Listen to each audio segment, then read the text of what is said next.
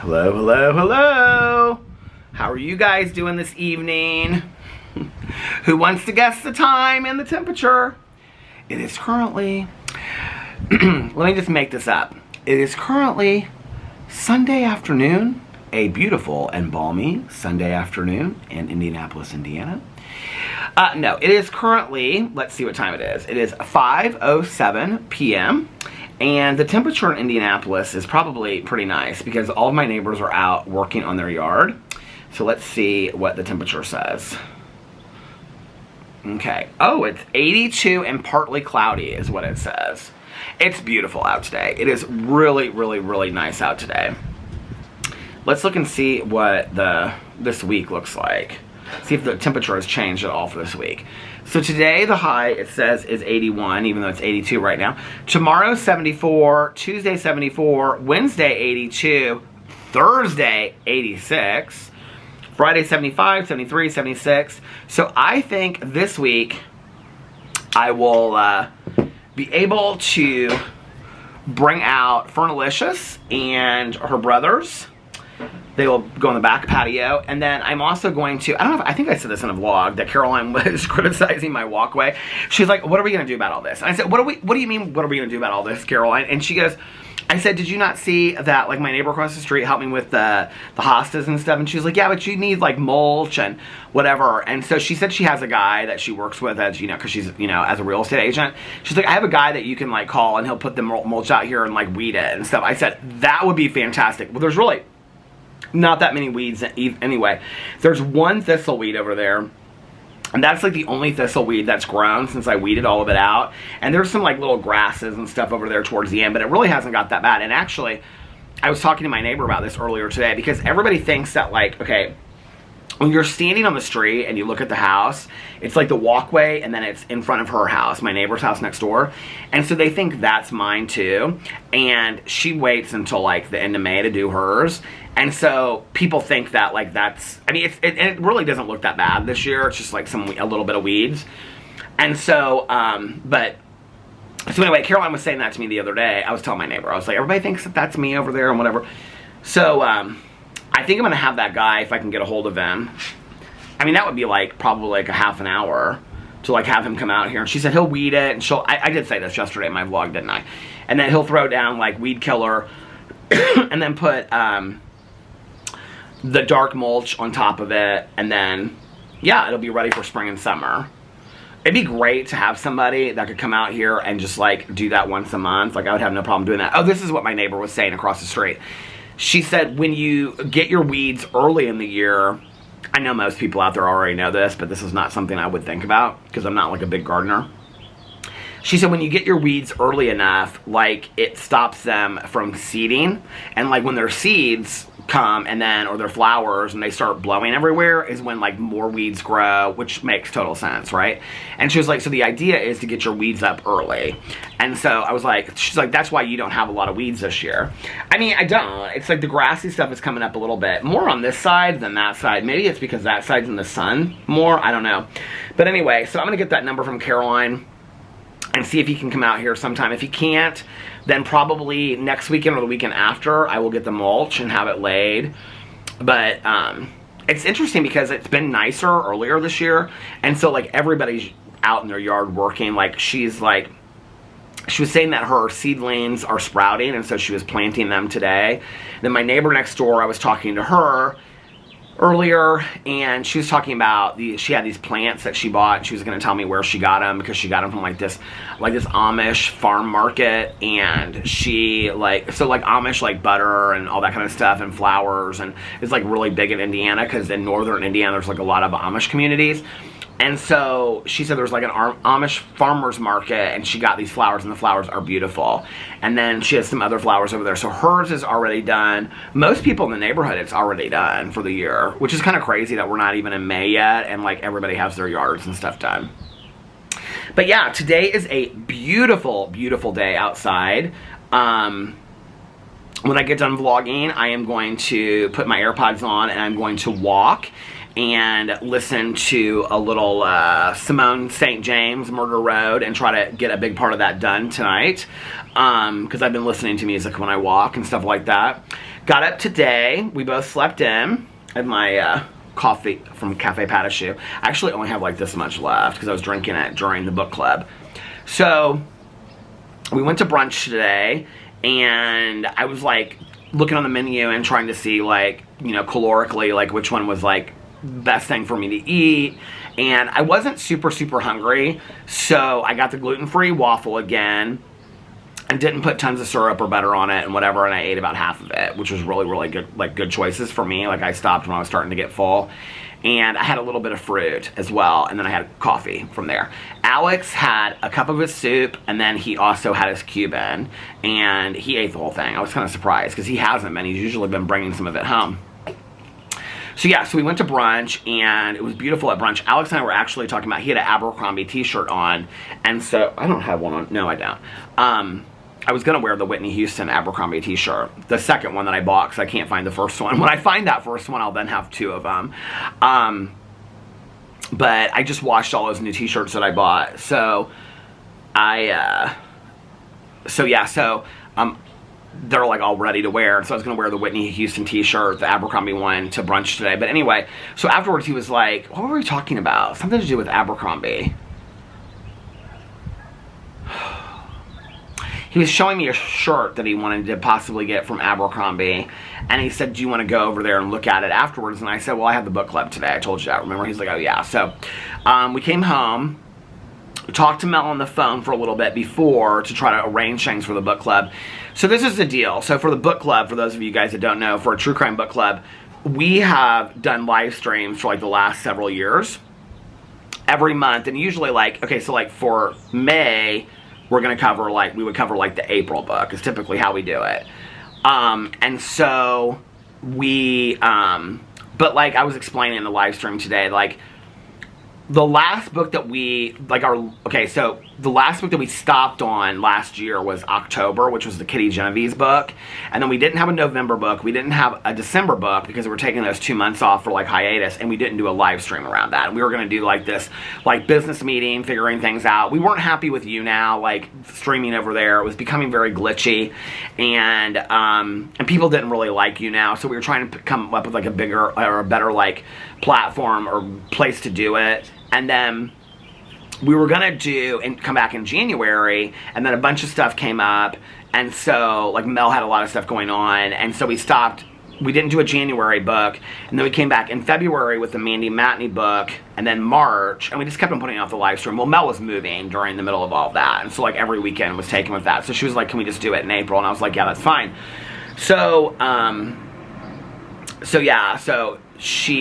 so we did the Mandy Matney book, and then the Idaho murder book. That was February, March, and then April. I haven't read the April book yet. It's the Greg Olson, American Black Widow. I haven't read it yet because I knew that we weren't going to cover it today. I like to save the books until, like, right before we talk about them in the book club. So yeah, so Mel and I talked about it today, and I said, well, what if we just kind of do, like, a trial run of the book club and, like, don't get into, like, really any heavy discussion about the book? She's like, I think that's totally fine. Oh, because we switched it over to Facebook. So we did try to do it. It was like a month ago, or maybe it was 2 months ago. We tried to do it, and we were in You Now, and it kept on kicking me out. It was glitchy, and I was like moving like this. You couldn't hear me or anything like that. And so when we got off, like, Nikki, I think, suggested to Mel that we should do it on, like, Facebook out of the group, because the group is on Facebook, so it would make sense that the live stream would come from Facebook. I know when I say this, people will be like, well, I don't have Facebook. Well, other people would say they didn't have You Now. It was like, no matter what platform you go on, somebody's going to have, like, an issue with it, right? And so, so they tried it, and it worked, like, real easy. So I said to Mel today, I said, why don't you run it, and we'll just kind of do, like, a trial thing to see how easy it is to guest people. It actually took us, like, 15 minutes. We were, like, having some technical issues of, like, well, I was trying to get on from my computer, and I guess you have to do it from your phone, which makes it easier. I can sit out here and do them this summer and stuff like that. But the guesting is easier. It can be both of us and one person guesting, because there can be 3 people at a time guesting. There's a live chat so people can talk on there. So it's very similar to You Now, but it will be where the group is. And we already came up with the next date, and the next date is going to be May 19th. And on May 19th, we are going to discuss The Girl on the Leaves, which was a September book. It'll be May 19th, which is a Sunday. The 12th is Mother's Day, so it's the 19th, and then the next weekend is Memorial Day. So it's the weekend in between there. The 19th, Sunday, 4 p.m. Eastern Standard Time, 1 p.m. Mountain Standard Time. And the books we're covering are Girl on the Leaves, which was September, Kitty Genovese, which was October. There was no November, no December, no January, and then Blood on Their Hands by Mandy Matney, the Idaho College Murders, which was March, and then American Black Widow by Greg Olson, which is April. Those will be the books that we're going to cover. But it'll mostly be the books that we've recently read, but we're going to also cover so we're like totally caught up, and that will be May 19th. So for anybody that wants to join. But we did the live stream today. It was just kind of like, you know, back and forth banter, and Bunny was in there, and Lauren was in there, and some other people were in there that had been in the book club forever. So it was kind of nice. It was like fun to get you know, do that again. So we stayed in there. Actually, Mel and I, when we talked about it, I was like, let's just do like 20-25 minutes, if even that, and just kind of have this be a trial run so we know where to go. And we ended up staying in there for almost, I think it was like 38 minutes we stayed. So it was good. It was fun. And we like asked people about like, something that we started years ago was, for June, July, and August, we would do the Summer of Serial Killers, which was for each of those months, we would read like a book about a serial killer, like a renowned serial killer. And so we were asking people like if they wanted to do this Summer of Serial Killers, and everybody was like, yeah. A lot of people were like, let's do international serial killers. So we're like, Mel and I talked afterwards, and so we're thinking about doing that. And yeah, it was really good. It was fun. And Alex and Boo Radley are upstairs. He's like watching some video online. He said he's watching it while Boo Radley's laying next to him.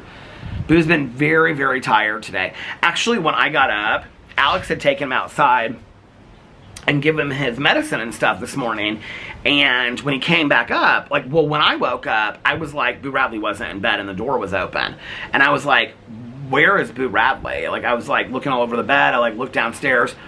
Well, his little purple bed, we like sometimes, that Lucy sent us, we sometimes keep like outside in the hallway, like right around the corner.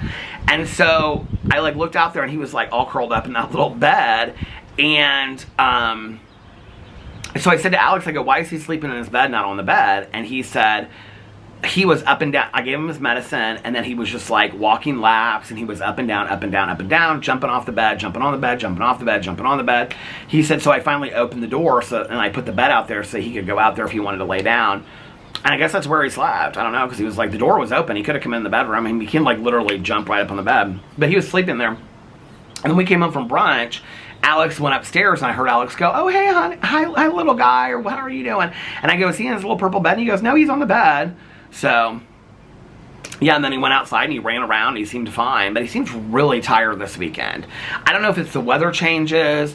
I do know that, like, the allergies or whatever, like, are kind of affecting him. A couple years ago, maybe last year, I don't remember when it was, but our vet said that there's a special kind of Benadryl that you can get. She, like, told us what it was, and you can, like, give, like, a fourth of it to your dog or whatever for, like, when they're sneezing a lot. And Boo does, and it's the reverse sneezing he has, but also it's like when the pollen count is high, although I don't know if that affects dogs or not, but it's something to do with that. Like he like seems like he sneezes a lot and stuff. It's not the reverse sneezing, it's like a sneeze. The reverse sneezing sounds like it sounds like that. It sounds like when a cat has like a hairball. That's what the reverse sneezing sounds like. This is like a sneeze. And so she told us that we could give that to him, and we never have, I don't think, ever. Maybe once we gave it to him, but I don't think so. Little guy's getting groomed tomorrow. He's getting his summer groom tomorrow, so he'll be excited when he comes home. So yeah, so that was the day so far, and then I'm going to walk a little bit and listen to Murder Road, and then probably take a nap at some point today, and then go back to watching The Walking Dead. I'm officially on season 8. So last night, Alex, did he get home by the time I got done vlogging, or did I vlog? I don't remember. I vlogged forever yesterday. I vlogged for like 2 hours. Thank you so much for the nice compliments. People are like, I can't believe you vlogged for 2 hours. It was fun. I had a really fun time vlogging. If I, like on days that, like today I'm not going to make any other videos, so I don't know how long this vlog will be, except for that I do want to lay down and I do want to take a walk and do some other stuff. So And we have 2 shows to watch. We have Loot to catch... Oh, I didn't take my allergy medicine today. We have Loot to catch up on, and we have the last episode of American Horror Story, Delicate, to catch up on. Which I will probably do my review of that on Peter Watches TV this week. People seem to really like the fact that I changed it to... This guy looks so familiar to me. Like, I've never seen him walk in this neighborhood before, but he looks familiar to me, like I know him somehow. But, people seem to really like the fact that I changed it not to just all reality TV, which a lot of people have, like, DM'd me and been like, oh, I'm so happy that you switched it to not just reality TV. And, yeah, it just seems like a really, like... I don't know, it seemed like the right move to change that. So, so last night he came home, and he said, I feel like it was right after I got done vlogging that he came home. Yeah, because I feel like I was at the end, and I was like, I kept on thinking I heard him coming down the street. He came home, like, right as soon as I got done vlogging. And, because I was sitting at the computer when he came home. Oh, no. I had just turned off my vlog last night, and he, like, was I still... Did he pull in as I was, like, turning off the camera? I don't remember. But I was sitting out here, and he came in, and I was like, I took the camera inside and stuff like that. And he was so tired. And I said, what are you going to do? And he goes, I'm going to go to bed for the night. I go, are you really going to go to the bed for the night? He was like, yeah, I'm really tired. And I was like, okay. So he, like, hung out with Boo for a little bit. We took Boo out. And then he, like, went to, like, laid down in bed and literally looked at TikToks for, like, the next 7 hours. I laid down. I took a fantastic nap last night because I love taking naps with, like, Alex and Boo being in bed. I don't know, it just feels so cozy and safe. I just love it. And so, and I have to be honest with you, since I've been watching The Walking Dead and Fear the Walking Dead before that, like, I'm in this whole, like, zombie state of mind, and I'm constantly thinking about, like, if a zombie apocalypse happened, like, what I would do, where I would stay here, and I would completely, like, make this place, like, the safest place in the entire... I've already thought about it, how I'd, like, have, like... I've even thought about, like, my neighbors, like, we could have, like, tunnels outside to get to each other's houses. But anyway, I've outlined this whole, like, zombie book called Crazy Girl. But I don't know that I'll ever write it. But, like, I think of these things like, oh, this is what I would do, like, in a zombie apocalypse. And so, like, I add it to the outline of the book and stuff like that because I'm just, like, real obsessed with the zombie things. So I laid down last night, and I had, of course, this nightmare about zombies. But I woke up, and I felt real safe because Boo and Alex were next to me. So anyway, so I took my nap last night, and then I got up, and then we gave Boo Radley his medicine for the night. That, I think part of the reason why he's, like, so tired during the day is that because we switched his Carfutin to the morning instead of at night. So I think I want to switch it back because he seems like, I don't think that was what was making him, like, anxious. I think it was the gabapentin, like somebody said in the comment section. They shared their story with it because he seems real tired all day long, and I just want him to enjoy his day and, like, you know, be able to go outside and run around and stuff like that. He just is real tired a lot during the day. So, and I think that's why originally, when we gave it to him originally, we're giving it to him in the morning and at night. I feel like that was right. And we ended up cutting it to just one time a day at night. So I think we need to go back to that. So anyway, he'll be fine, little guy. Well, I hope the little guy will be fine. So anyway, yeah, I got up last night, and it was so nice out here, or outside last night, and so put on shorts and t-shirt. Later, I had to put on a hoodie, but I sat out here all night long last night, and I watched shows sitting right here on my little desk, little table with my little thing. I need to put my new table together and bring this out. I don't know that I feel like I'm really ready to do that yet. Like, that's the transition really into summer, but I feel like the boxes are sitting in the garage. I might as well enjoy them. I was going to do, like, a Peter Does Stuff video about putting this table together, but then that could be, like, a 2-hour video because it could be really hard for me to put that table together. So, anyway, maybe I'll do that, though. But I sat out here last night, and I was actually going to just sit out here to watch, so I had the final episode of Season 7 of The Walking Dead. I was like 20 minutes into it, so I had like a half an hour left or something. I was just going to watch this and go inside, because I love sitting in the chair inside. It's so comfortable for me.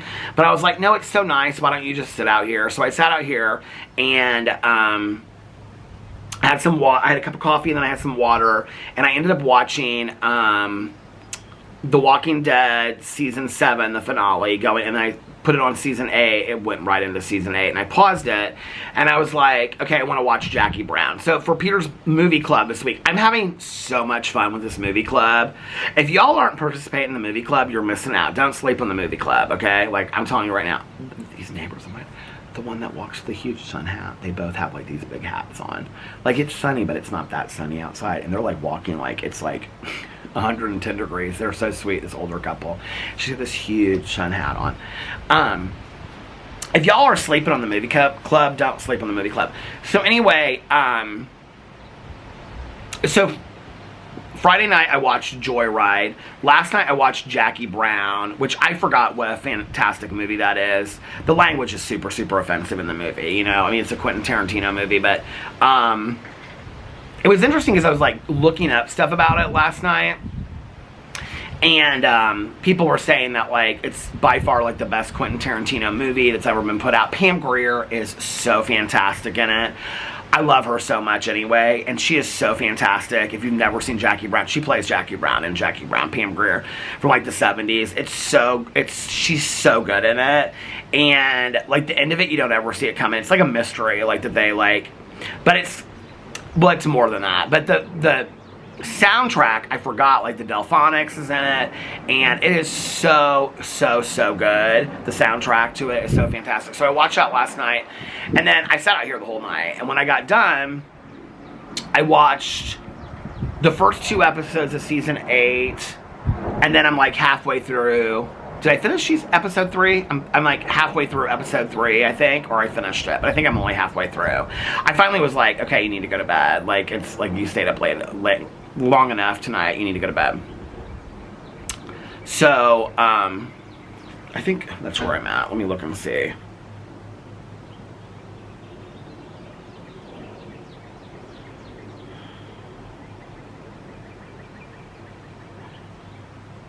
Yeah. I'm halfway through I'm like a third of the way through episode 3. What are the top 10 shows on Netflix right now? I was actually going to watch this show. I saw this write-up about it the other night. What is on my shirt? And somebody said it was that been up there the whole time? And somebody said it was really good. But okay, number 1 is Baby Reindeer. I already watched it. Number 2 is The Assunta Case. I was going to watch this. Somebody told me it was good. Number 3, oh, Dead Boy Detectives. That was the one that I was going to start watching because somebody said that was really, really good. It's brand new. And then number 4 is Unlocked. Watched it. Number 5 is The Circle. Haven't watched it. Number 6 is Killing Eve. I was going to watch it, but there's like 3 seasons of it already out. Number 7 is The Upshaws. Haven't watched it. Number 8 is Deliver Me. What is Deliver Me? I feel like I thought I was going to...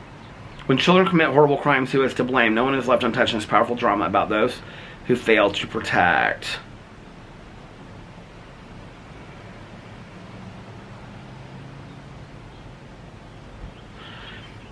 Oh, it's 5 episodes. This looks really good. I might watch this tonight. Goodbye Earth. What's this? An apocalyptic asteroid, an escape plane for the rich, unchecked and growing crime. Will one teacher be able to save those? Oh, I think this is the Korean show that somebody told me was like fantastic. It was like filmed in Korea, I think. It's supposed to be really, really good. 12 episodes. Oh, I might watch that too. God, there's so many good things to watch right now. OJ Made in America. Didn't that come out years ago? 2016. I was like, yeah, I've seen that a long time ago. What are your favorite shows on Netflix right now? Top 10 movies, anyone but you. Alex wants to see that. Number 2, Smurfs. Number 3, King Richard. I really liked that movie. Number 4, Rebel Moon.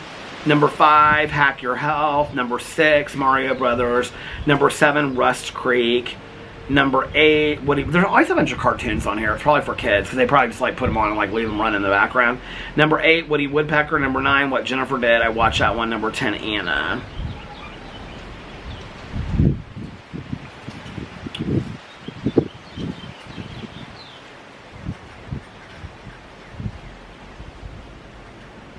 What is this show? Oh my god, I used to watch this show, Girls Incarcerated. This takes place in Madison, Indiana. at the Madison Girls Youth Facility, which I have known a lot of people that have gone there. Actually, they closed it down. It's been closed down since. But you know what? It's so funny because I thought I watched this on something else, but it's showing me, you can see like the red bars underneath there. I've already watched both seasons of that. Girls Incarcerated 2019.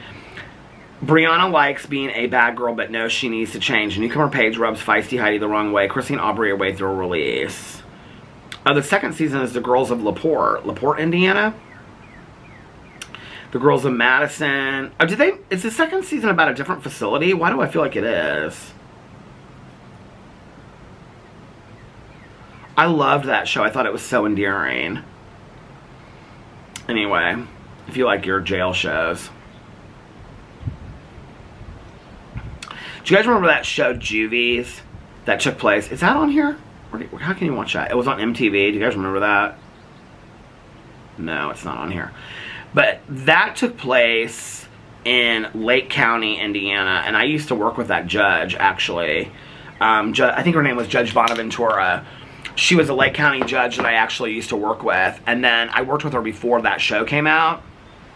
And she was fantastic to work with. I don't know what she's like today or anything like that, but I used to work with her back in the day when my job was going around the state to do state assessments for treatment, working with the Department of Corrections, and she was one of the judges that I worked with and, like, I stayed friendly with, like, for a while afterwards.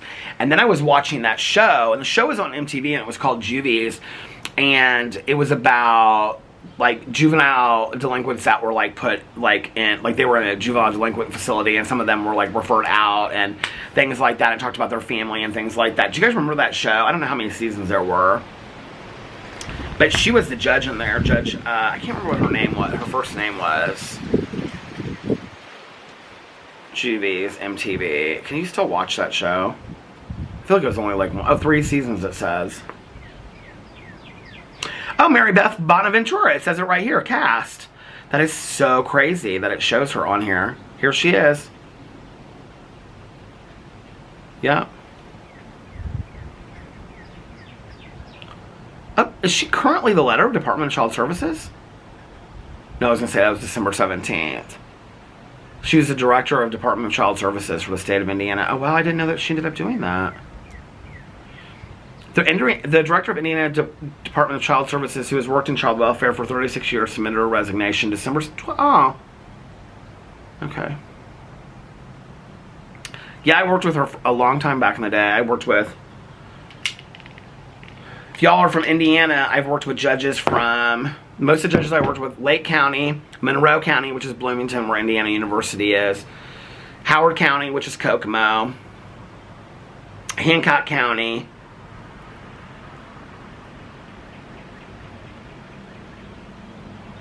it was Crawfordsville, Henry County. I had like a contract of like 10 counties that I worked with. Hamilton County, Marion County, which is Indianapolis.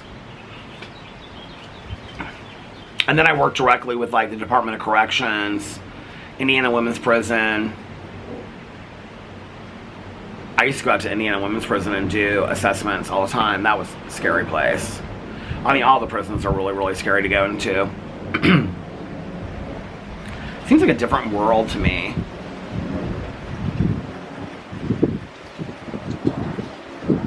I mean, that was so long ago.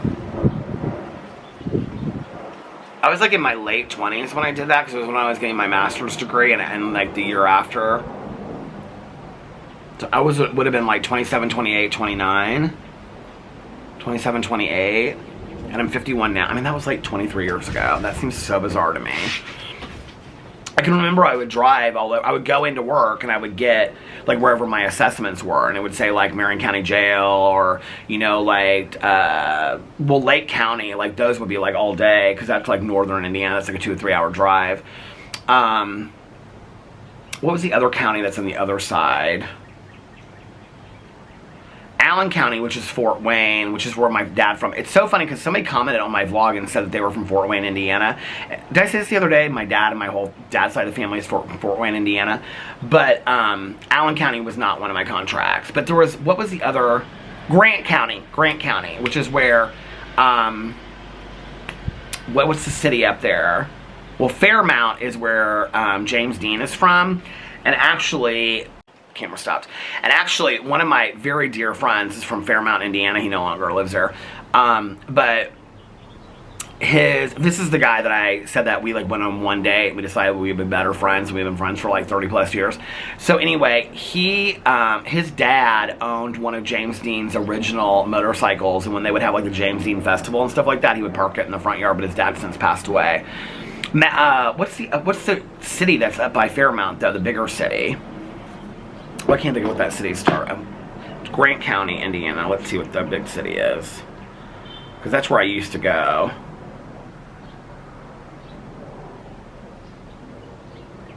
I remember going up there one time and meeting with somebody, and like there were drugs involved, which was why I was doing an assessment.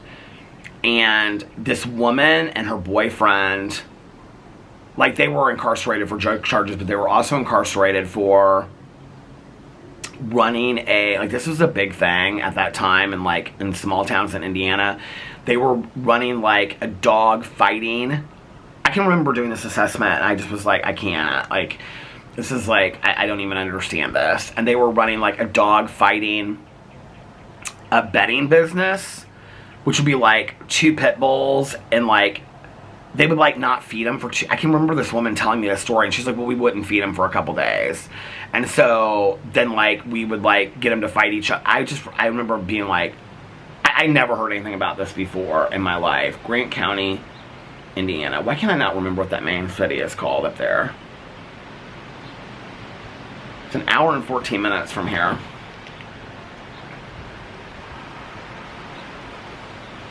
Marion, Indiana. Yeah. And then Gary is on the other side. And Gary is close to Chicago. Yeah, cities. Marion, Gas City, Fairmount. I did Gas City too. Swayze, Sweister, Van Buren. There's so many. Indiana has so many small towns. Like when you watch these documentaries about small town America, and you see like the jails and stuff like that. Like I used to go into those jails because I work with the Department of Corrections. It's so interesting to me because I'm still friends, like on social media and stuff, with so many of those parole officers and probation officers that I used to work with back in the day, because we were all the same age. I mean, some of them were like, 10 years older than me, 5 years younger than me, whatever, but we were all like, we would all go to like the same conferences together, and we all knew each other for years and years and years. And so many of them now, like, they're either like in political, situations, or they're out of that. One of them is somebody that's helping me behind the scenes on some stuff, because that's like their area of specialty that they actually went into. But most of the people that I know, like, they were like probation parole officers for like 20 years, and then just one day got out of it. This one woman that I know, like, she and her husband like started this like farm, and it's completely very, very unique, and she seems so happy, and she's just like, she posted the other day something about like somebody coming up on her front porch, and like she would love just to sit with her friends and drink like iced tea like all afternoon or whatever. And I was like, oh my gosh, she was so much fun. We used to have so much fun back in the day when her and her partner you talk about small town Indiana, okay? She and her partner in the afternoon, I was like real close with her partner too. It was these 2 women, and they were probably, if I was at the time like, if I was like 28, 29, they were probably like 32, 33. They were just a little bit older than me. Like on a Friday afternoon, they would like, in the summer when it was nice, they would get on their mopeds and they would drive through like the parks and around the city. And they would like just drive up on people like that were on probation, like smoking pot in the park. And they would just like arrest them like on the spot. And so like that's how they did like calls. This is kind of a funny story. This one's actually an FBI agent now, and I still do keep in contact with her. But I used to work with this probation officer. The fact that she's an FBI agent today kills me, because she was probably like 5'6", and she was like gorgeous, long dark hair, and like you would never in a million years, like if you looked at her, like if you had to guess what you'd be like, she's an attorney, or she's, whatever. And she was like one of the most hardcore probation officers that I had like ever worked with. And I remember when I went to go do this assessment on this guy, and he was like probably like 22 or 23, and it was for a probation violation, and like he got in trouble drinking. And I was like, how did you And a lot of these people, like, I never followed up with them or whatever, but I can remember him saying something about, like, she had, like, he was out on a boat, and she had pulled up on a boat next to him, like, with her boyfriend or husband, and he was drinking, and she, like, cited him for a probation violation and had the Coast Guard come pick him up and stuff like Coast Guard on this little, like, reservoir in Indiana. I was like, oh my God, that's, like, ruthless. But anyway, yeah, I used to work in all that back in the day, and I can remember, like, so that drive to, like, let's say Marion, Indiana, so I would, like, go into work at, like, 7:45, 8, and I would, like, pick up, like, if I had 3 assessments to do for that day. So then I would, like, you know, I would already have coffee. So I would drive the hour and 15 minutes up there, get up there at, like, 9:30 or whatever, and then I would do the assessment, which would take, like, an hour, and then that would be 10:30, and then let's say I would drive over to, like, from Marion to, like, Kokomo, which would be, like, 45 minutes, and then I would do the assessment there, and then I would have, like, lunch with those probation officers or whatever, and then I would, like, drive, like, south to somewhere. But usually I tried to do them all in the same day. Like, if I had a lot north, I would do those in the same day. If I had a lot south, I would do, like, Monroe County is southern. It's, like, Bloomington. Scott County is southern. I would try to do those, like, in the same day. Jackson County, things like that, where they were all kind of, like, close together. I would try to do those in the same day. And there was, like, I think there was, like, 3 of us that were doing assessments at that time that were the liaison between treatment and Department of Corrections. And so, like, we would each take different areas. Like, each of us had, like, 10 contracts for different counties. And so, that was really, really a fun job. And I would listen. I can remember that's when I got really, really into Patricia Cornwell. And I want to go back and, like, start her books again. But I'm like, I feel like if I start listening to, I mean, it's been, like, that's been, like, 25 years now, but, like, I feel like if I go back and I listen to them, I'll be like, I'll remember them. But I love, is anybody out there a huge Patricia Cornwell fan? I think I did go back and I think it's this, like, something about a graveyard, and it's out by, like, this prison somewhere. I don't know how I remember it, but I looked it up. And but I would get the audiobooks on tape back in the day, and I would get the Patricia Cornwell, I would get them from Half Price Books because they were on sale. And I would, like, that's what I would do, is I would listen to audiobooks. Like, I think that's how I really, well, growing up, my mom would listen to the old-time radio tapes, and she got me hooked onto that, like The Shadow, Fibber and McGee and Molly, you know, all of those. And so, Only the Shadow Knows. And so I would listen to those. And then I also listened to, when I was growing up, if you're my age, you'll know what I'm talking about. I think they still probably have them too, I don't know, but, like, the records. And I can remember, like, Alice in Wonderland and, like, Peter Cottontail and books like that. But it would even be, like, Ramona and Beezus, and you would read it and then it would beep. And, like, on the record or on the tape, when it beeped, you would, like, turn the page. And so you read along with it. And I remember listening to those. And then, like, I just always loved, like, audibly, like, when my mom would read to me. Like, I've always been, like, an audible, not Audible like the brand, but, like, an audible, I don't know the word is I'm looking for. I've always been, like, an audio learner. Like, I've always learned from hearing things better, like listening to songs and learning, you know, whatever. So when I started buying books on tape, I feel like I got them at the library first, because you could get them at the library. I can remember, I can see them hanging in these plastic bags. Do you guys remember that? They'd have, like, the book, and then it would be hanging in, like, a plastic bag, like, on a little hook, and then you would take that. I would get them from the library first, and I can remember I listened to a lot of Patricia Cornwell back in the day, and I would just drive, and that's what I would do. That was my job every single day, was doing assessments. And I mean, I had to go into some really, really tough places. I had to go to a lot of hands-on facilities that were Department of Corrections, like jails, prisons, and not a lot of prisons, because by the time they got to prison, that was already, like, they'd already been sentenced. And so I didn't go to a lot of prisons. I did, like, Indiana Women's Prison, I went, but it would be, like, a referral out. So, like, if the referral out was to go to, like, a halfway house, or to, like, there's a couple of them here in Indiana, or like Dove House is, like, a women's halfway house for addictions, or there's also, like, I think it's called the Lincoln House, I think it's what it is, but it's like a halfway house between, like, not like an addictions treatment or facility, but like, my job would be to be like, okay, where do they go after that kind of thing, right? And so, but I didn't do a lot of prisons. I did a few, but it was mostly county jails. And one thing that's interesting about it is that a lot of the county jails were really, really rough. You know, in fact, I have a friend of mine that she did,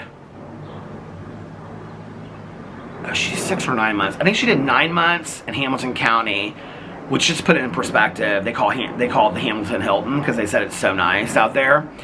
She did 9 months in Hamilton County, which is North Indianapolis. It's like Carmel, where I grew up, Noblesville, Westfield, places like that.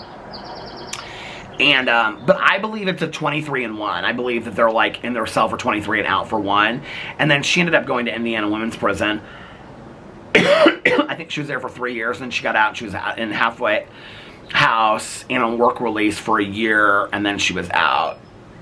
And it was addictions related. And she said that 6 to 9 months in county, even at Hamilton County, was like 10 times worse than her going to the Indiana Women's Prison. It's crazy to me thinking about it now, because like Indiana Women's Prison has been off of Girls School Road in Indianapolis for like 100 years. Like, it's so crazy to me that, and I can remember telling my mom, like, when I went out there, I was like, this is so bizarre that I'm going, you know, whatever. And, Indiana Women's Prison has always been known to be like really, really rough. So there's a couple prisons, there's a couple women's prisons in Indiana. There's Madison, which is where that show took place.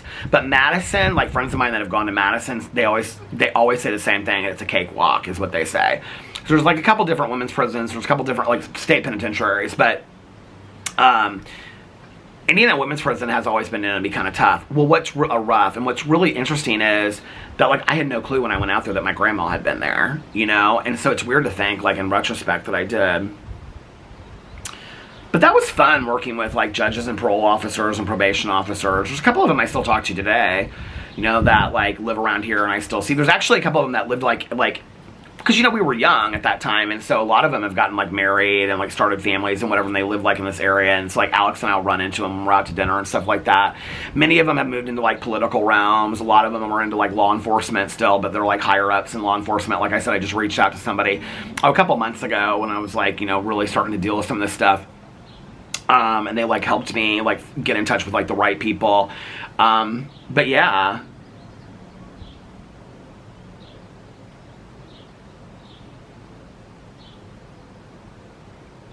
Different world. I can remember, like, so Marion County is where Indianapolis is. That's where I live. And I can remember working with Marion County, and it was different than, like, other counties, because, like, other counties, like the country counties, would have, like, probation officers would have, like, I mean, probation officers overall were not paid great money. And I had actually gone to church with this guy when I was growing up. I'll never forget this. And he was married and had 2 little boys. And he was a probation officer. My mom, like, when I was going and doing this, like, this terrified her. Because this happened when I was, like, probably in middle school. Because his kids were just a little bit younger than me. But he was a probation officer, and he was doing a probation check on somebody that was, like, high out of his mind. And when he knocked on the door, the guy took him hostage. And, I mean, it was, like, all over the news and stuff like that. And so when the police came to, like, have him come out, he shot the guy in the back with a rifle. And my mom would always say, she'd say, like, don't forget what happened to him, always be safe. That's why, like, when I was getting my master's degree, we had to do, like, home visits in the area and whatever. Like, I always felt like it was so intrusive, and I would always remember that. Like, I never wanted to go into those, like, people's houses and whatever and do, like, home visits. I never wanted to do that. But I had, like, friends of mine that were probation officers in, like, counties, and they would have, like, 25, 30 people, like, on their roster. So you think about that. They had to do, like, 10 meetings a week, go check on people, do home visits, things like that, show up to court, prepare reports and things like that. Marion County, you would have, like, a probation officer, and, like, they had juvenile and adult probation officers, but, like, they would also have, like, family service probation officers. So, like, if you were seeing, like, this mom and she was on probation and she had gone to jail, like, then you also saw her 4 kids and, like, her sister. I mean, it was crazy how it worked. And some of these probation officers in Marion County, and I will never forget this, because I, like, looked up their salary at the time. And they were making like 18 a year, and they were working like unbelievable hours, doing home visits, and they had like, if these counties had like 30 people on their roster, they had like over 100. And they were so worn out, and they were so passionate about what they did. They were so into like family reunification. Indiana is a big state with family reunification. Like if at any expense you can reunify the family or reunite the family. Whether that means getting mom or dad treatment for their addiction issues or family counselors that come into the home and things like that. Like Indiana is a big, big state for that. It's also a big state for deadbeat dads. So like if like, I don't know if you guys, well, deadbeat parents, I guess, but a parent that's not paying child support or hasn't for a long period of time, like that is a very jailable offense in the state of Indiana. Like that is that the judges typically side with the other parent that is the caretaker for the children. Like that's a huge issue in Indiana.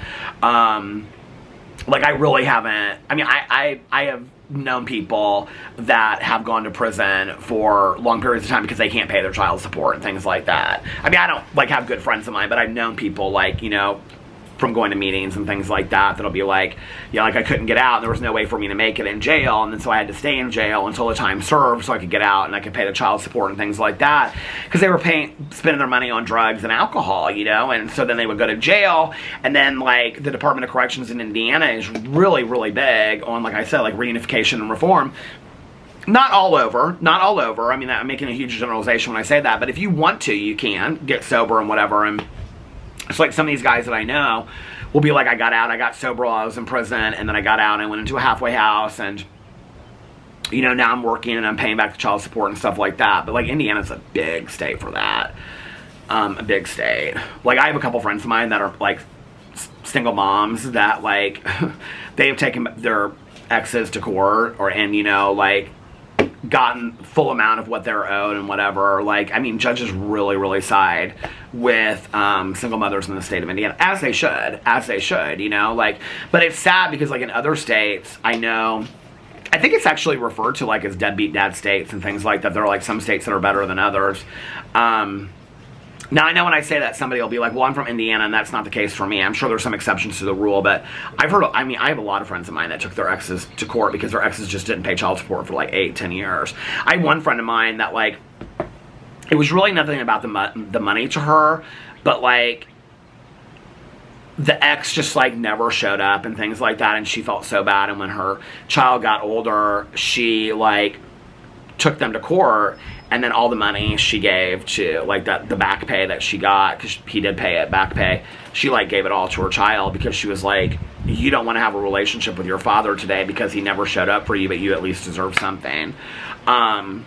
So she went to court for her child, which I thought that was great, you know. Those days back in the day. It's interesting because back in the day, I had this, like, blue, it was like all navy blue, and then it had like red piping on it, Abercrombie bag, and it like over zipped. It was like a briefcase, but like over your shoulder, you know what I mean? Like a what do you call it? Like a duffel briefcase. And I have gone through all these bags in my basement. I'm like, I'm gonna get rid of this, and I don't ever use that. I'm gonna get rid of this. A lot of my mom's bags, like, not her high-end bags, I got rid of a lot of those at the beginning, and I wish I had. And there's just like one day where I was just like, get rid of all this kind of stuff. But like backpacks and stuff like that of my mom's, I've like given to friends, like to her and like Alex's cousins and stuff, because my mom had like this, like, she loved a lot of like hippie stuff, a lot of like homemade stuff and whatever. And so, but I have that bag down there, and for some reason, I mean, it's like in perfect condition to this day. Like every time I look at it, I'm like, I just can't get rid of it. I just cannot get rid of that. Maybe I finally did put it in the donation bag. Did I? I'm thinking about I was just down there the other day doing some cleaning, and I'm like, looking up where I had it hanging because it was hanging on this hook, and I'm like, did I finally put it in the donation bag? I don't think I did. I just was like, I can't. Like, I use that every single day. It had like a place for like your cell phone and like everything, like when you like went in places, and I can't even tell you how many times that thing went through the scanner and they would like take stuff out and whatever. I can remember, like, it's so weird like talking about this because I can remember going to certain like, you know, jails and probation departments and stuff, and going there, and police departments. I did a lot of, you know, I did a lot of, what do you call it, assessments at, there's a, the mom and her two sons that are older that walk together, which I think is so nice. But I did a lot of assessments in jail, so I would just go to jail, like, where somebody, like, literally got, like, it was maybe like their second or third offense, and they got locked up, and the judge ordered them like an assessment before they got out. And so, I can remember like some of the people that like, some of the guards that like worked in there when you would go in and get patted down and stuff like that. Marion County, downtown Indianapolis, was always the scariest to me. Probably because I had been on probation there. I mean, years before, but I have been. I think that was probably why I was the most scared of that. Which, the jail's not even in the same building as like the court system down there. Well, it was an interesting part of my life.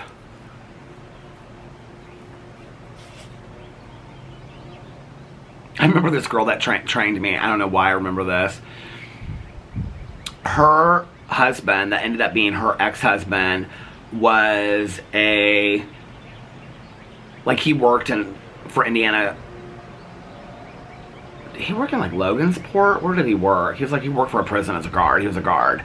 She ended up leaving, working in treatment, and she ended up becoming a guard for a prison too. She was a badass. But she did this, like, she trained me to do some of these assessments. And so, the tool that we used to use back in the day was called the SASE tool. I don't know how I just remember that, but that was the tool that we used. But anyway, it was one of the tools. We did like 3 assessment tools depending on what the courts wanted. But I remember she trained me, and she was like, she had driven to all these different places. And so, I think she trained me because I took over her contract. So I think she was just training me on those contracts. But I can remember she was so funny, and she was so sweet. I mean, she was a badass. Like, it makes total sense that she ended up being like a guard, whatever. She's probably not even that anymore today. I mean, I haven't seen some of these people in like 25, 30 years. Well, 25 years. Yeah, 25 years. Some of these people I haven't seen at all. It's weird to think, like, the last time I worked, it's been 16 years since I left working in treatment. I've been gone longer than I worked there, which is crazy to me, because it feels like I worked there forever. But anyway, a lot longer than I worked there. But I remember, she had like this real sweet southern accent, and, I was like, so, and I was always like very much like by the book, like you do this, you do this, you do this, you do this. And she's like, yeah, and she's like, you know, she's like, you just go here, you go there. She's like, you get you hungry, you just stop through, get yourself a little sandwich and just pull into a parking lot. I was like, what? She's like, you just get you a little sandwich and pull into the parking lot. Just eat you a little sandwich, or if you want to go in somewhere and get you a sandwich, she kept on saying sandwich. She's like, if you want to go in somewhere and get you a sandwich and just sit there and just have you a sandwich, and she's like, you know, you just have you a sandwich while you're driving up there. She's like, you just listen to some music and all this kind of stuff. She was so sweet.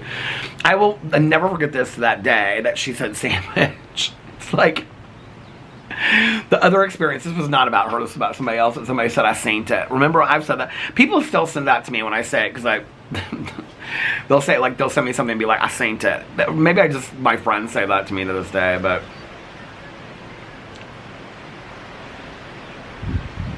it's so crazy, like, all of us that work together, like, some of the directions that, like, one of my dear friends, like, she was like, finally, like, she got out, and she was like, had her master's degree and everything, and she was like, I don't want to do this anymore, and she went to hair school and got her, like, hair license, and she started working for the salon. I mean, she's doing great as a hairstylist. She's got, like, 2 kids, she's been married, and I worked with her for a long time. A couple of the other people that I worked with have stayed in the field for a very, very long time. And some people haven't, you know?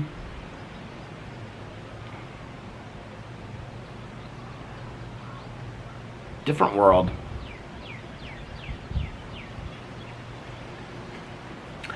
The other different part of that is, what's crazy is, I can remember, like, at night, I still stayed up late. I've always been like a person that stayed up late. I was thinking about this the other night. I was like, how did you get up so early? And I can't really remember what time I went to bed. I mean, I can see the apartment, my ex and I living together and whatever, but I would always, like, pull out this, so we kept it beside, like, we had this washer and dryer that you, like, you know, the doors had the doors that open like that, like the metal doors. So we would keep the ironing board next, like, to the side, because it would rattle sometimes next to the washing machine, and I'd pull it out. And at night, like, every day, night, I would, like, iron what I was going to wear for the next day, which was always, like, khakis from, like, Old Navy or the Gap, and, like, some kind of, like, button-down polo shirt. I mean, not necessarily, like, Polo brand, but, like, Old Navy or the Gap, you know. And then for a long time I wore these like Skechers shoes. I had Birkenstock clogs that I wore for a long time. Always like real cute socks. Sometimes I didn't wear socks with my Birkenstock clogs. We couldn't wear open-toed shoes. But I can remember like standing there, like he would iron first or I would iron first. We would iron our outfits for the next day and I would have them hanging on hangers. Like I would have, like we would both have our outfits hanging on hangers like in our bedroom. And then I would get up, and I can remember like getting up, taking a shower every morning, like coffee, like putting on my outfit, doing my hair, and then like stopping at the gas station in the morning. Always get the paper, do the crossword every single morning. I read somewhere, well, I started doing a crossword because my friend, before he and I got together, my ex and I, before we got together, my friend and I, during this like, in between my first and my second boyfriend, he's an artist, he doesn't live in Indianapolis anymore, but anyway, he and I would like every day, I can remember I'd make a pot of coffee. Oh my God, I love that coffee maker that I had. I wonder what that coffee maker was. I had like this big, it was like black on top and it had this like thing that you like had to turn this to rotate and it like dripped into there. And you could actually take the coffee pot and put it just like on a wood table. Does anybody know what I'm talking about? I don't feel like it was really, really expensive because at that point I wouldn't have spent something really expensive. But it like was like stainless steel on the outside and then it was like plastic, black plastic on the top and the bottom. And then you like screwed in the thing, the coffee like pour thing. But then it would drip into there and you could just take the whole coffee pot and put it on the table. And I would put it on the kitchen table. I had this kitchen table in this little like nook area. And so it was in between my like my first and second boyfriend. And when we broke up, that was like when I was like running every day, working out, living really healthy. But anyway, on my days off, my friend would call me and he'd be like, okay, you're ready? Do you have your coffee ready? And be like, yeah. And I'd be like, okay, let's go. And so I would sit there at the table. I can remember I'd have like my pack of cigarettes, my lighter. That was whenever I smoked inside, and pot of coffee. And then I would just like, he'd go, okay, go. And then we would start doing the crossword together, the Indianapolis Star crossword. And he always beat me. Like, and then we'd call whoever got it done first, we would call the other person. And he always beat me. The thing about it was, once you did it enough, it was like a lot of clues repeat themselves. So if you've done it for a long time, like a thing that flies, bird, it'll be on there like at least once a week. She used the same clues over and over and over again. I couldn't be doing the New York Times crossword, but the Indianapolis Star crossword I could do all day long and I loved it. So on the days that I worked, I would always like, especially like, I mean for years and years and years, I would stop at the gas station and I would get the newspaper and I would get like a 20 ounce or 24 ounce cup of coffee depending on which. I love gas station coffee. And then I would read, like I would look and see what was on TV for the night. I would read the lifestyle section, which was articles written up about people in Indianapolis, what they were doing, the obituaries, and then the crossword. And I would fold the crossword. I would like, you know, fold the paper in half and then fold it over so it was just like just a crossword. And I would take it to like the first thing we did in the morning when I got to work was we had these clinical meetings, and so I would sit in there with my crossword. I had like worked on it and whatever.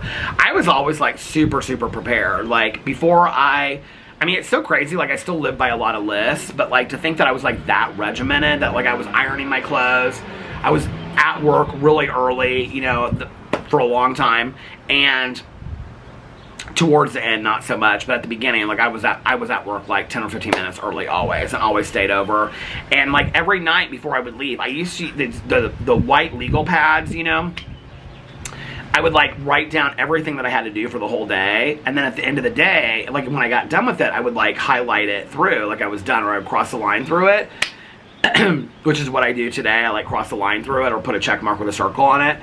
And so, and I still do this today. This was something I started up again. I talked about it on a vlog a while ago, and so I was like, I'm gonna start doing that again. So the last thing I do before like I shut my computer and everything for the night is I make a list for like the next day. So like yesterday, I didn't do it for today, but like yesterday I made a list for Monday. It already says on there like 4/28. I think tomorrow's the 28th, right? Or no, today's 28th. So it says 4/29 on there, Monday 4/29. And then it has like all my videos listed and also the things I have to do underneath there. As far as like laundry, cleaning this, call this person, set up this appointment, all that kind of stuff. It has all those things on there. And so those are like, I make that list. Well, when I was working back in the day, I would make a list of all the things that I had to do, and I kept it like right in the center of my desk. And then like, so when I was going through my day, I would cross those things out. The last thing I did before I left for the day was I would remake the list for the next day And whatever I had done, I would leave off, and I would just remake the list. And so when I came in the next day, I had my list of everything I had to do. I remember my supervisor was like, "You're the most organized person I've ever worked with." She's like, "I wish you could get everybody to do that." And I was like, you know, but like, I loved it. And so I would come in and I would like look at my list, and I'd have phone calls that I had to make before the clinical meeting and whatever, and I make them, and then I would just like sit there like in between, you know, and do like, oh, answer this crossword. So I do the crossword throughout the day. I always loved doing the crossword. I read this article somewhere that doing like crosswords and like Sudoku and like finding, the camera stopped. I cannot believe that I am at an hour already. Like, this is crazy to me that I've been vlogging. Like, it just seems like nothing, like an hour most days. I know back in the day I used to do like an hour and a half, like every single day, you know, but those were the days, my friend. But anyway, I had read an article or saw some interview or something of somebody saying that people that regularly, like every single day, do crosswords, Sudoku, word finds, like you do them every single day, right? Like it keeps your brain stimulated. And so those people are more like deeper thinkers, because like it keeps you on your toes, it keeps your brain alive to like do those puzzles and stuff like that. I don't know if there's any truth to that whatsoever, but it was something that I read like years ago, and that was why I did the crossword for a long time. I've actually thought about, like, every time I like go into a gas station and I see like the newspaper there, I always think about like I should get the newspaper and do like the crossword today. I think you could probably, well, let's see if you could actually do this. I think you could probably go online and like just copy it off, because for a while, Indianapolis Star, I feel like for a while, I might have to print this off and do crossword. Oh, it comes right up. Daily comics, puzzles, horoscope, Spider-Man, Sudoku, and free password puzzles. January 10th, 2023. Why is this pulling this up? Your daily laugh pulled up here. Okay, hold on a second. Let's just go into Indianapolis Star. I should like start getting it every day. My neighbor across the street, I think he gets the newspaper every single day. Oh, obituaries. Does it literally have the obituaries listed for everything? Oh, it does. Oh my god. Watch me look on here and see that there's somebody that I know. Wouldn't that be so sad?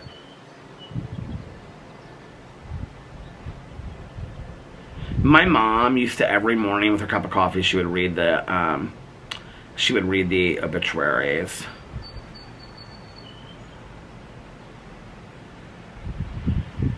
It kills me when they put pictures of people, and like this guy's 78, and I swear to God this picture was taken when he was 40.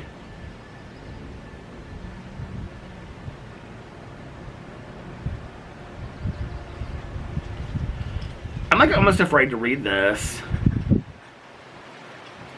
to see if there was anybody, because I'm like, what if I come up on somebody that I knew? This one looked like she was like famous or something.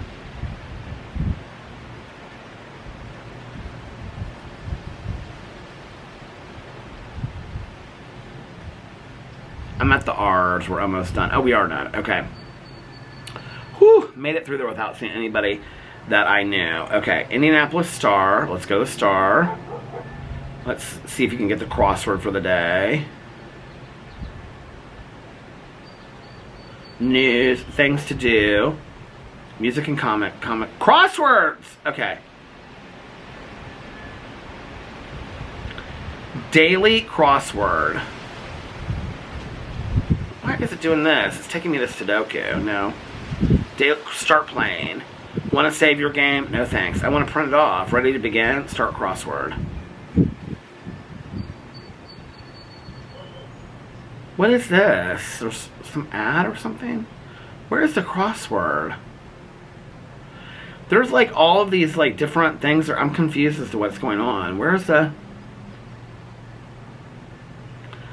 Oh, here it is. Finally came up. One across doofus. I want to get the newspaper to get it. Device for checking balances. I haven't done this in so long.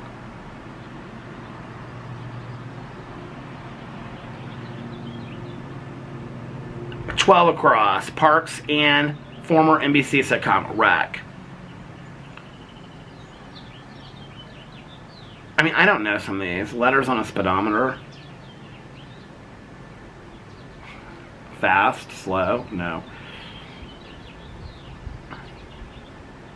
See, I don't like this on my phone. I like writing it with a pencil. I am so old school about everything. I love to still write letters out and postcards. I'm so old school about everything. Is anybody else out there old school like me? I don't even know how I got into all these stories today. Oh my lord, look, a lot of you watched my vlog from yesterday.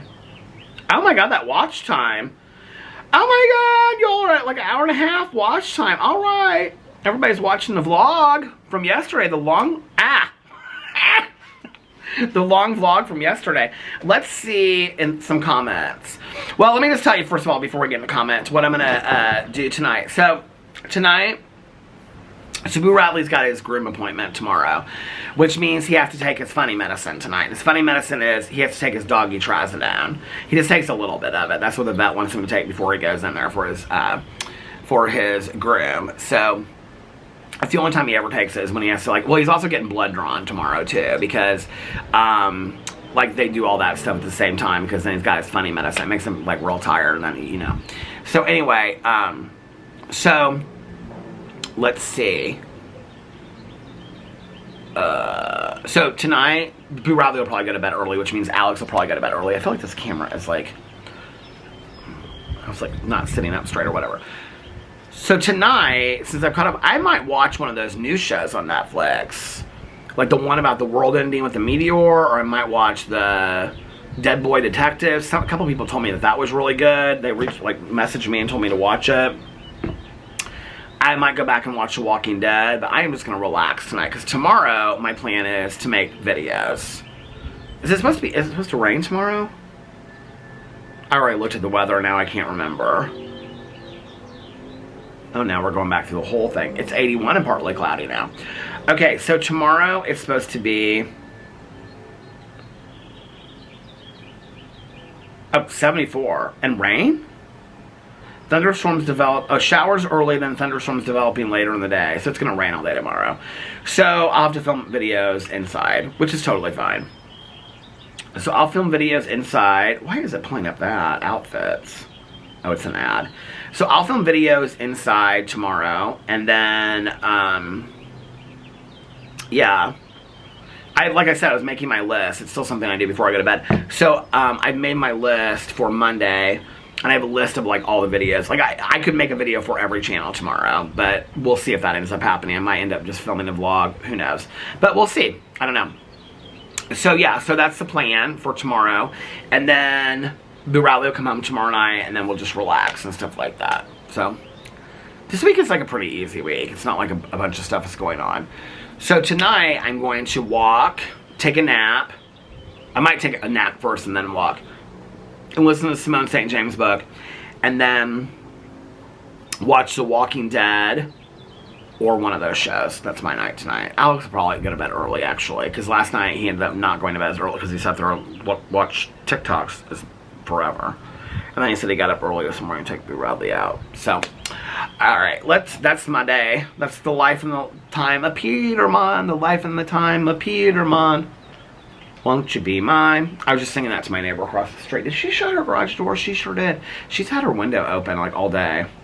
She always shuts it at night, but she keeps her window open so the house smells real good. See, I keep the windows open at night. Like, I don't keep them open all night, but like this window in the kitchen, right here, y'all see that kitchen window. And then the back window, like I'll open like while I'm watching TV. Not always this one, but usually the back one. And then like that air comes in, it smells so good because it's the air from like those little the woodsy area back there.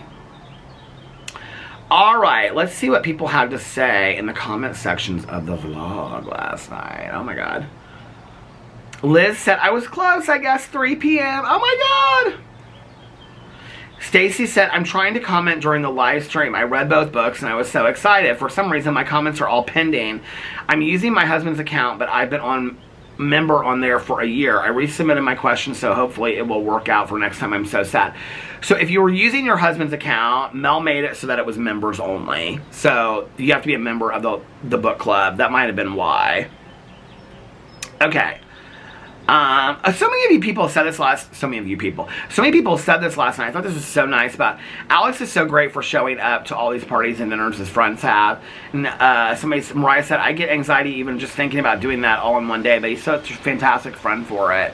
A couple people said that on here. I thought it was so nice. Like, Alex is great. Like, he shows up to everything. And I'm like, often, like, I'll be like, in all honesty, there are a few people that Alex, like, always shows up for that, like, don't show up for him. Like, through the years, there have been. And I'll be like, I mean, this is not a guessing game. It's nobody in his life right now. But, like, through the years, I've been like, you know, like, you always show up to everything of theirs. They never show up to anything of yours. Like, why do you hear? He's like, because that's not, like, what... I mean, I've learned a lot from my husband in that way. And he'll be like, that's not... Like, you don't give a gift because you think you're going to receive one in return, which I've never thought, right? But, like, he'll be like, you don't show up to something because... you want them to show up. You show up because that's who you are as a friend. Like, my husband's taught me that. One of the most probably valuable lessons I learned from my husband.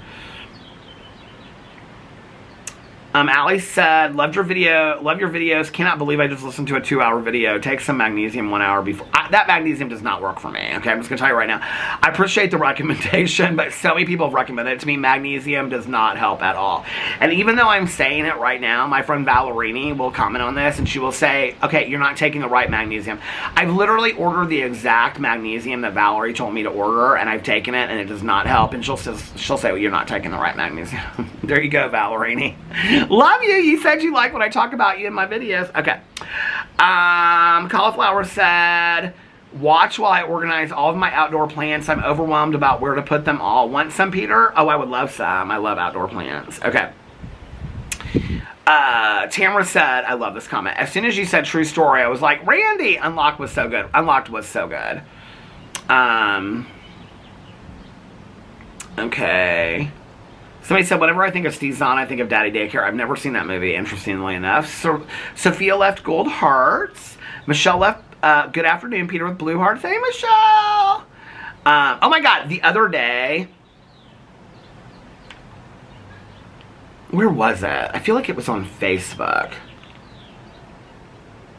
What is, like... Oh, it's like the box around my face. Was it on Facebook? Somebody, like, tagged me in this. Hold on a second.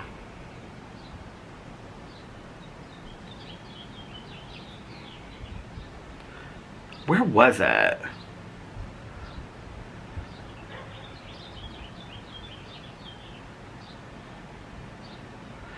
Somebody tagged me in this thing. Maybe it was Instagram. And they were like... Oh, wait. Is this it? No, that's not it. Oh, Kristen tagged me in a thing for Damsel. That movie that Tia wants me to watch. Where was it? No, I can't find it. This is, yeah, I'm down to like a week ago. But somebody tagged me in this video. I don't know who you were, but I read your comment on the vlog. You know who I'm talking about because you posted a video and it was either on Instagram or Facebook. And I was like, oh, I like your profile name. Your profile name was cute. It was something like, I don't know, whatever. But anyway, I said, she's like filmed a video and she's like showing herself like listening to me. It was so cute. It totally made my day. Like, I just want to say I appreciate that video so much. That video totally made my day. So... Did I say it totally made my day? It totally made my day. Oh my God, it totally made my day. It totally made my day. Okay. I don't know who left that. I feel like maybe it was on IG, but if I go into IG, I get so many DMs, I won't be able to find it. So, okay. I get so many. I'm so popular. Like Molly Ringwald said in Breakfast at Tiffany's Breakfast Club. Okay. I don't know how to pronounce your profile name. I love doing my morning chores with Peter. Edit. I can't have caffeine anymore because of my health. And every time you bring up coffee, I get so thirsty. Oh my God, I'm so sorry. Okay, Kayla said this about the Weather Channel, and I was completely unaware of this, and I love that she commented on this. So Kayla, because I was talking about the Weather Channel, how my friend Scotty loved it. And back in the day, it's so funny when she said it the way she did, because I was talking about like they would have like storm chasers, and like when there was like hurricanes and tornadoes, they would do like that kind of stuff on there. And that's what Scotty loved. But when Kayla commented this, it totally reminded me of like when you would go over to people's houses, they would just have the Weather Channel in the background. When she said this, I was like, oh my God, I totally forgot this. Like everybody would just have their TV turned on the Weather Channel. So Kayla said, yes, the Weather Channel is still on TV, but it's not so much like it was back in the day. There was something nostalgic about that for me. It was always on at my friend's house. Now it has become rather sensationalized. It is like TV shows on it about storms and whatnot. Kind of tacky ones, honestly, which I love. I love the word tacky. Just like they often share and advertise online, my local meteorologist even dogs how so many weather apps will still act like huge storms are coming weeks in advance while he has a 48-hour rule because it can change drastically in the days leading up to it. Obviously, like that's what I've always heard too. That's why I get excited about a blizzard that never comes to Indiana. I really wish, and this was the part that got me, I really wish they would just show the weather again with the music in the background. Those were the days. And I mean, that took me back.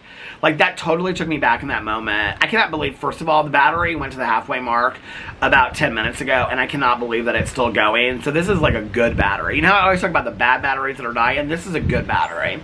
But anyway, thank you, Kayla, for saying that, because I had totally forgotten about the Weather Channel. My dad, I can remember going over to my dad's house. My dad, who like perpetually always has like the news on in the background because he's like always watching the news, like he would have the Weather Channel on like in the basement. Like I don't know why I always remember it like being on in the basement, but always in the basement. Sammy Cat said Joyride 1 and 2 were great. 3 was really bad. I did not watch 2, but I don't think I've ever seen it. Jeepers Creepers, maybe coming later in the year. Okay, but I have seen Jeepers Creepers 2. And 3? Have I seen 3?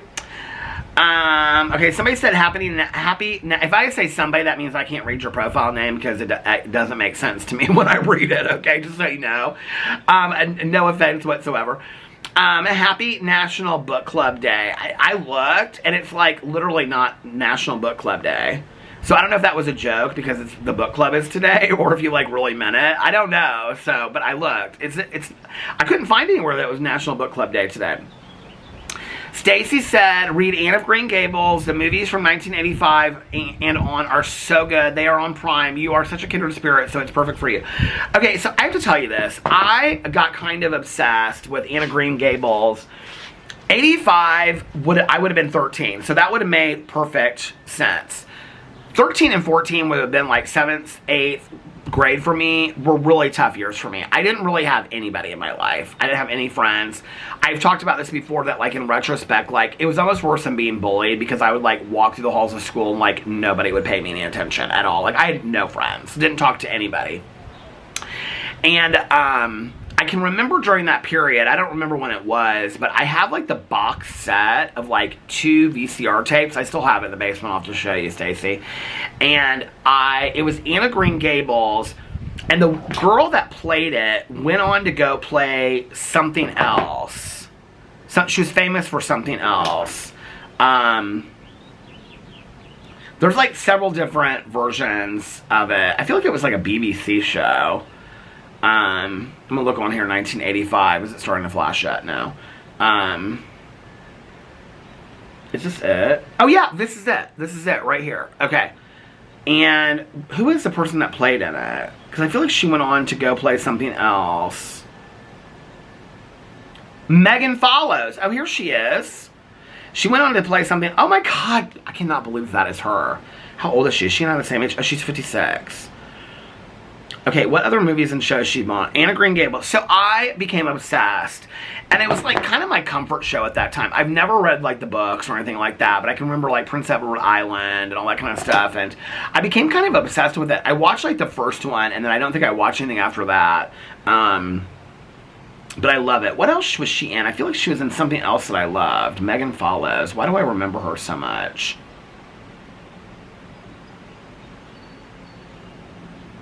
What show is Megan Follows in? CSI, Second Chances. I've never heard of these shows. Let's look at her Wikipedia. I can't believe this battery is making it this far. Canadian actor, American actress and director. She is best known for her role as Anne Shirley in the 1985 Canadian television miniseries Anne of Green Gables and its 2 sequels.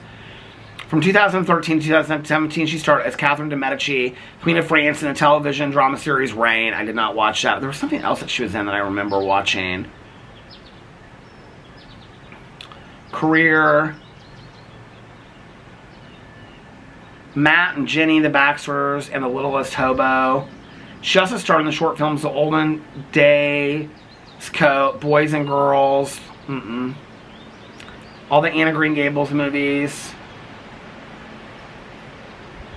She did not reprise the role of the fourth film, Anne of Green Gables: A New Beginning, and Barbara Hershey took over the role? I didn't know that. In 2023, follows directed an audiobook dramatization. She said, I love the idea of going back and deeply immersing myself in the text and the writing of Lucy Maud Montgomery. Should I read those books?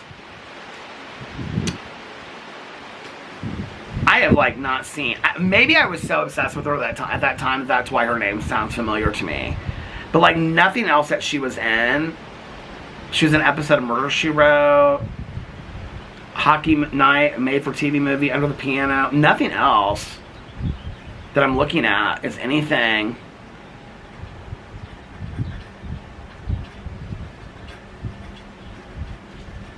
She was a cousin of Joe on The Facts of Life. Who knew?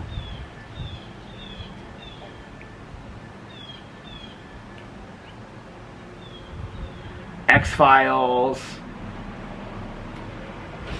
She's been in a lot of TV shows as, like, just an X, like, here and there. Oh, wait. She was in Silver Bullet with Corey Haim.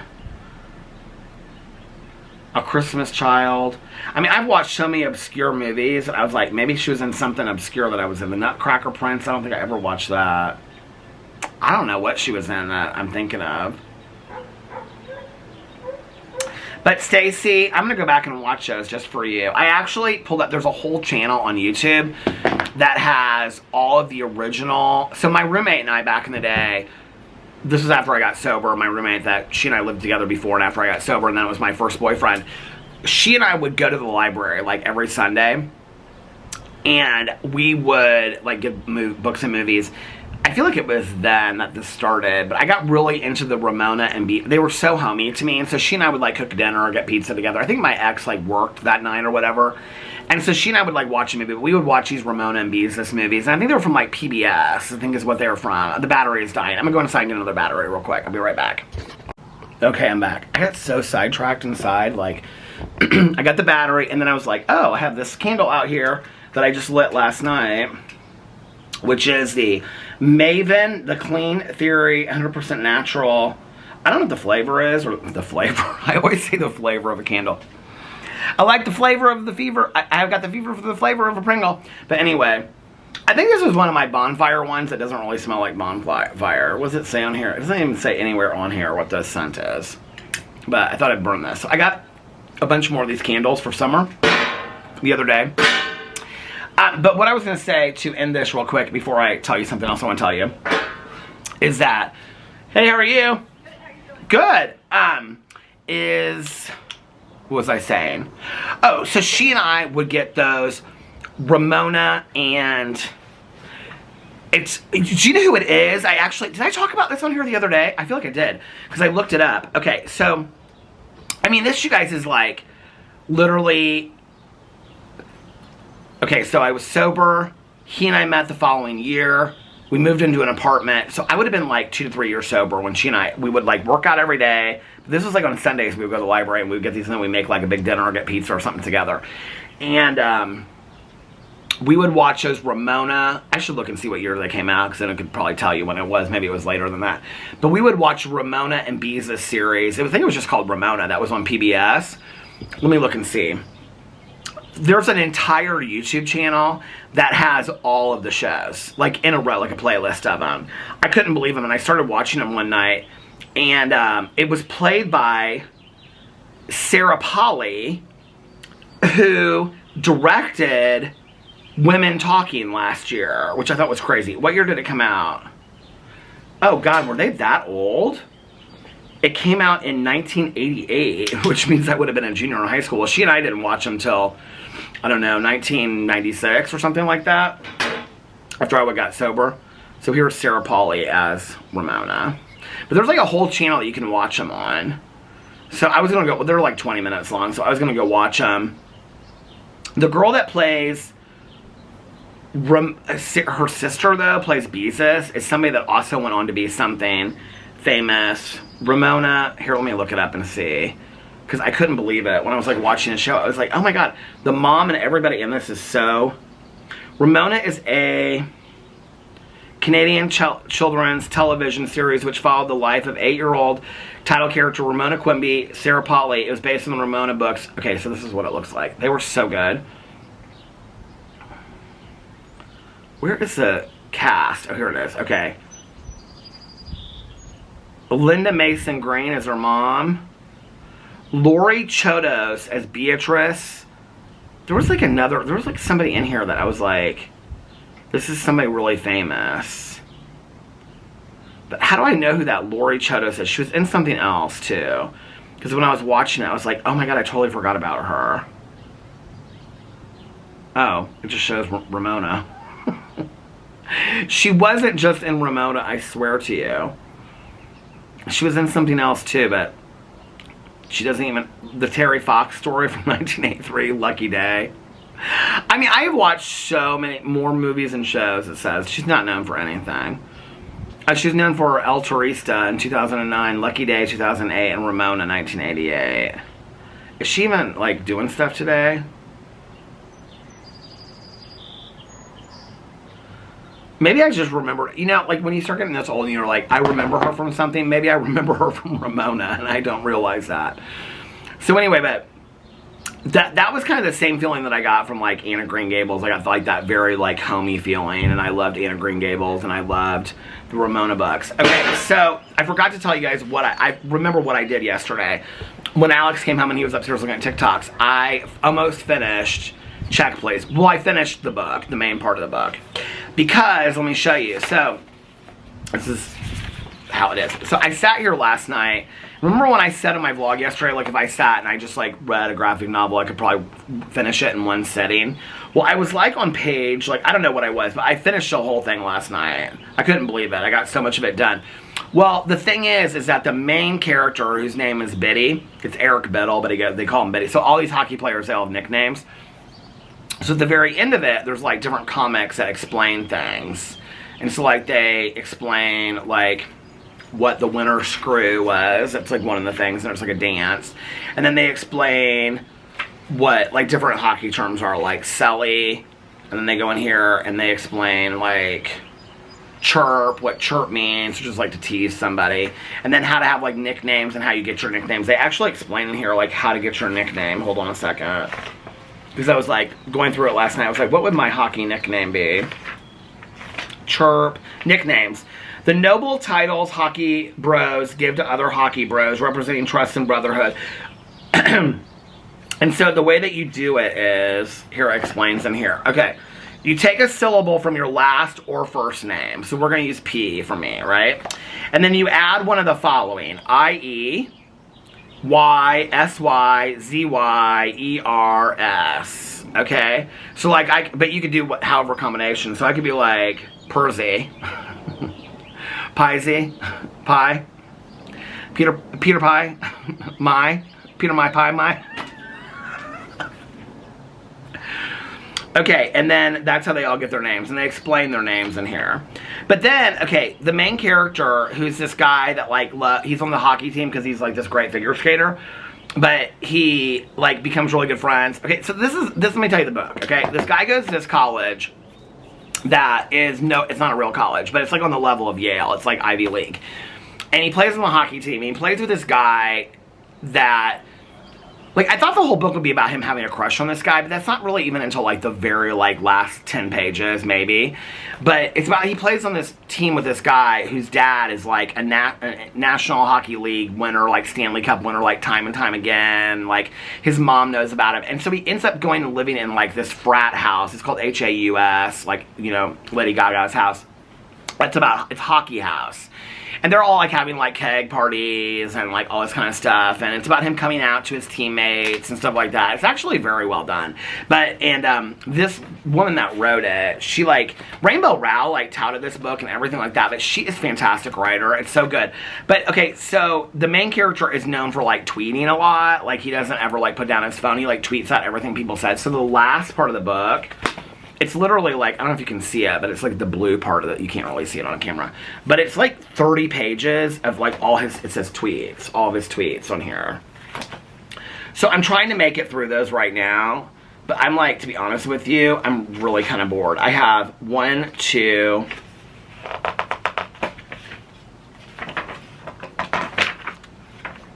I have 1, 2, 3, 4, 5, 6, 7, 8...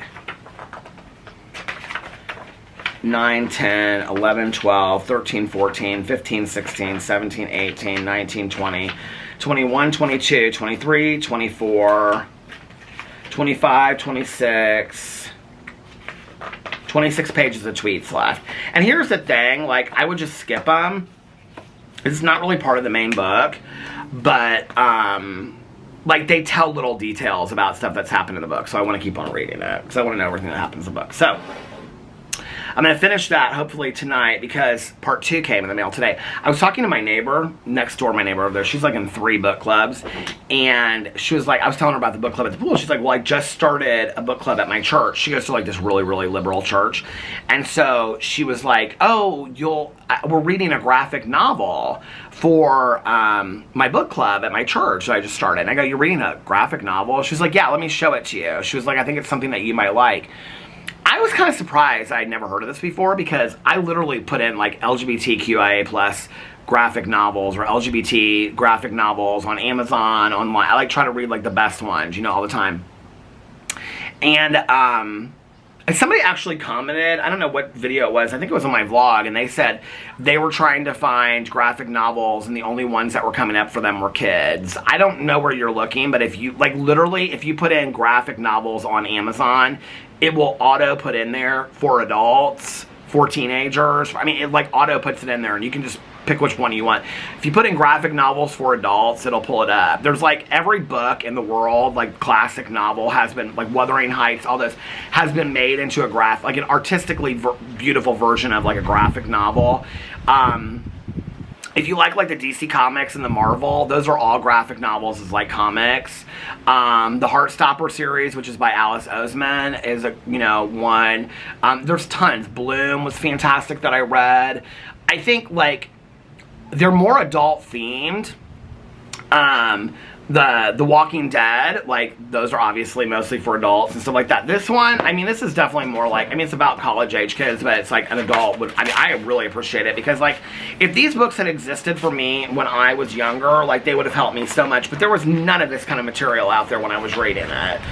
I mean, and it's not, like, sexual or anything like that. There are graphic novels. Go to, like, one of the things I would suggest is, like, when you go to, like, Barnes & Noble, I went and looked a while ago at their graphic novel section. There's no kids' books in there. Like, the graphic novel section at Barnes & Noble is literally, like, all books for adults. It's all books for adults. So I read a lot of everything. But this one I liked. I think the language is, there's a lot of foul language in here. I mean, it's guys living together in a frat house. So you can imagine what goes along with that. But yeah, but this is really, really good. So she was telling me that, and there's like 3 in the series. It's called Check Please.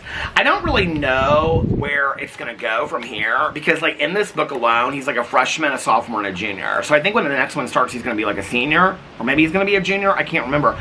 But a lot of people from the team have already left. Like, that's how the book ends, is like at their graduation, like them leaving. It's really well done. I was like kind of even crying at the end because it reminded me of like when I was graduating and stuff like that. But anyway, I mean, I wasn't like, but I was like, it made me kind of like remember back to that a little bit, a little teary-eyed. So she's reading this book. I was kind of surprised she brought it up because I've never heard of it before. It's called Genderqueer, and it's a memoir about somebody's story of like gender identity and pronouns and things like that. And so she's reading it for a book club. Like, that's the book that they chose, and it's about like respect of like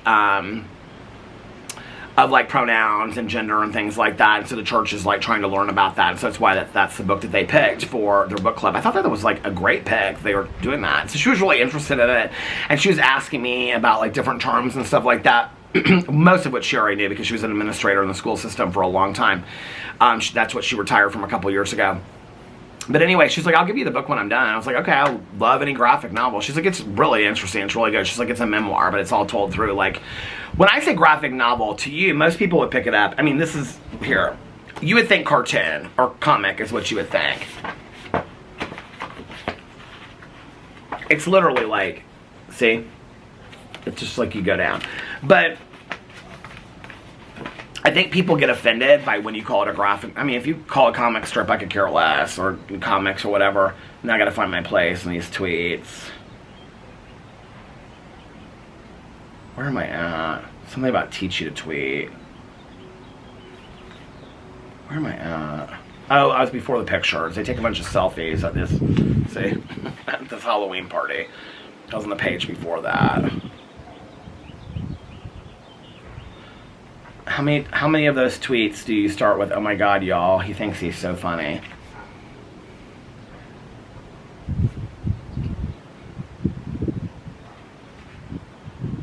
Oh, see, there's pictures, I'm not. Oh, he got his haircut. I feel like I read that one. Yeah. Count 6, hockey count 18. Oh, he gets his oven fixed.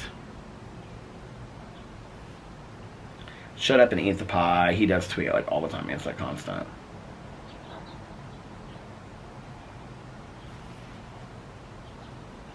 I think I'm on this page. Anyway.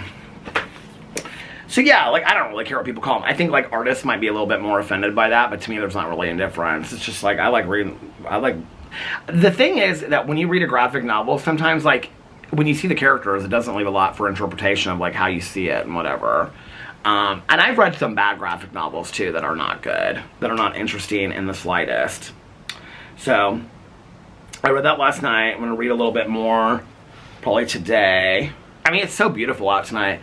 I mean, when I get up from my nap, like after I like get back from my walk, I might sit out here and with my new light. I ordered a couple new graphic novels and they came yesterday. I was going to do like a book video about it, but I have like 2 or 3 more that are supposed to come tomorrow, so I think I'm actually going to show that like in a haul video on my booktube channel. It's so funny because I'm so used to wearing those plastic Birkenstocks and I wore these camouflage ones today, and these ones are like a little bit, well, they're obviously like a lot heavier than the plastic ones. I've had these for quite a few years. Ooh, look, there's all this like crap on the bottom of them from walking around the yard. Get off my shoe. But yeah, so I might read out here a little bit. I haven't read the short stories for a while. Those will probably be kind of ongoing for a while and whatnot. I can't believe it's 7:15. It's like 7:15 right now. Well, all right, listen. I have vlogged for I feel like over an hour and a half. This has been a long vlog tonight. So I'm gonna get off here and let you guys catch up on yesterday's vlog and watch today's too. I'm gonna try to get this up early. Not early. I think last night I posted it at 9 or something. So maybe I'll try to get this up a little bit earlier too. So for some of you that can end your night with this vlog. So if you're ending your night and starting Monday with this, I hope that you guys are having a magically amazing Sunday evening or a fantastic beginning to your week on Monday morning. And let's get refreshed, renewed, rejuvenated, and relaxed for the week ahead. It's going to be the best week ever. We're going to have a great week. And if nobody else has told you this today, I love you. And remember these 3 very important things. 1, you can start your day over whenever you want, or your week if you need to. 2, practice random acts of kindness, but shh, don't tell anyone. And 3, most importantly, make sure that you reach out to somebody and let them know how much they mean to you. Like I always say, you might be putting a smile on their face, you might be changing their day for the better, you might be making them feel not so all alone, and you might be giving a little bit of hope. You don't know. And also, be kind to yourself because you deserve it, and love yourself a little bit. No, be kinder to yourself and be kinder to others, and also be kinder to yourself. What do I usually say there? Now I can't remember. It doesn't matter anyway. I know somebody will comment in the comment section below. And also, be kind to yourself. Well, what's the in-between part? I can see it like in segments. Okay. The end part is be kinder to yourself, because if you're kinder to yourself, then you'll be kinder to others, and love yourself more, because if you love yourself more, then you will love others more as well. let's just be nicer to one another today. Give somebody a compliment, lift somebody up, genuinely say something that will make them feel a little bit better. Reach out to somebody, do a random act of kindness just to make somebody else's day a little bit better, and in return it'll make your day better too. I hope that you all are having a great day. If you're going through something, I hope things get better for you soon. I'm sending lots of positivity and love your way, and prayers if you believe in them. And I love you guys, and I will see you tomorrow. Bye. Love ya!